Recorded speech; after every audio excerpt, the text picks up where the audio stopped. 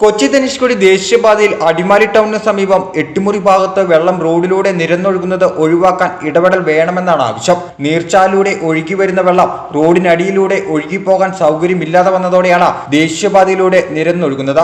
മഴ കനത്തതോടെ വെള്ളമൊഴുക്കിന് ശക്തി ആർജിച്ചു. നീർച്ചാലിലൂടെ ഒഴുകി വരുന്ന വെള്ളം ദേശീയപാതയ്ക്കിടയിലൂടെ വഴിതിരിച്ചുവിടാൻ നടപടി വേണമെന്നാണ് ആവശ്യം. മേളിൽ നിന്നും ഇങ്ങോട്ട് വന്ന് ചേരുന്ന ഒരു ചെറിയ കോൺക്രീറ്റ് റോഡുണ്ട്. ഇതിൻ്റെ സൈഡിലൊരു ഓടയും.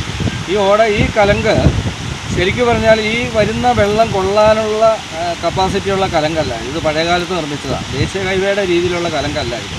അപ്പോൾ ഇവിടെ വന്നിട്ട് ഈ കല്ലും ചെളിയും മണ്ണും കമ്പും എല്ലാം കൂടെ വന്ന് അടഞ്ഞിട്ട് വെള്ളം ഇതിലെ നിരന്നൊഴുകാണ്. വെള്ളം നിരന്നൊഴുകുമ്പോൾ വാഹനങ്ങൾക്ക് സുഗമമായി പാസ് ചെയ്യാനോ ബൈക്കിൻ്റെ മുഖത്തെല്ലാം വെള്ളം തെറിച്ചിട്ട് ബൈക്കിൻ്റെ കൺട്രോൾ വിട്ട് അപകടം ഉണ്ടാകാൻ സാധ്യതയുണ്ട്. വെള്ളം റോഡിലൂടെ നിരന്നൊഴുകുന്നത് കാൽനട യാത്രികർക്കാണ് ഏറെ ബുദ്ധിമുട്ട് ജനിപ്പിക്കുന്നത്.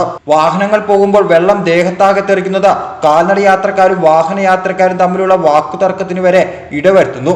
ഇരുചക്ര വാഹന യാത്രക്കാർക്കും വെള്ളം റോഡിലൂടെ നിരന്നൊഴുകുന്നത് പ്രയാസം സമ്മാനിക്കുന്നുണ്ട്. സ്ഥിരമായി വെള്ളം റോഡിലൂടെ നിരന്നൊഴുകിയാൽ റോഡിൽ കുഴികൾ രൂപം കൊള്ളാൻ ഇടവരുത്തുമെന്നും വാദമുയരുന്നു.